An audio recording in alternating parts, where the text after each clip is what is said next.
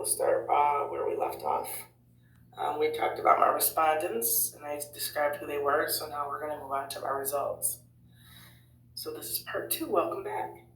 When visually looking at the results, they make sense to me and are conceptually easy to grasp. However, as part of this course, we're supposed to graph our findings through Excel. And I cannot say that this portion of the course was crystal clear, but I will still share my findings and explain them to the best of my ability.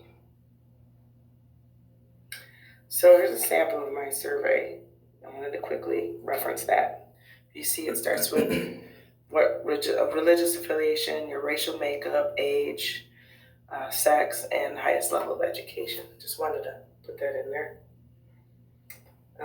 Now this is the first one. I ended up doing a matrix correlation. I think, to be honest with you, it would have been easier for me to probably utilize and explain things if I'd had, for me personally, the capability of going in campus and sitting down with someone. I think that because they use the combination of, obviously there's their numeric portion for the ages and whatnot, but I also had to assign numbers to their education levels. But combining numbers with open-ended questions, I think it was somewhat difficult for the computer to just straight up correlate things for me.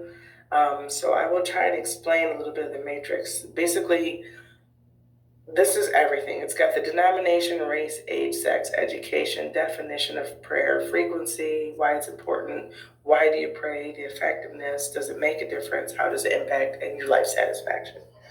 Anyways, what I was focusing on with this matrix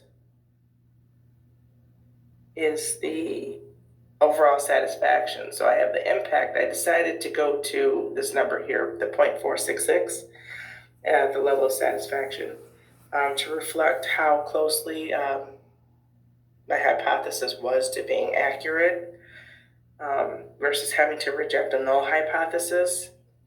What I found, though, because this is such a crazy subject, there are a lot of extraneous variables at work here as well. So that's my correlation. Now, I also did the scatter plot and histogram. I don't know if I can make my histogram show up here. We'll see. Anyways, they're on the same page. I was kind of like, just, let's be done with this. I think I can. Anyways, the scatter plot, I chose to use numbers just for this part, so maybe it would be easier. So my first one was frequency of prayer, and my second one was the level of life satisfaction. I took the liberty, because it's all blue, I look at it, I know the information, but someone who's looking at it may not understand. So I took the liberty of at least highlighting the scatter plot by hand. Plus it's therapeutic. Art is wonderful.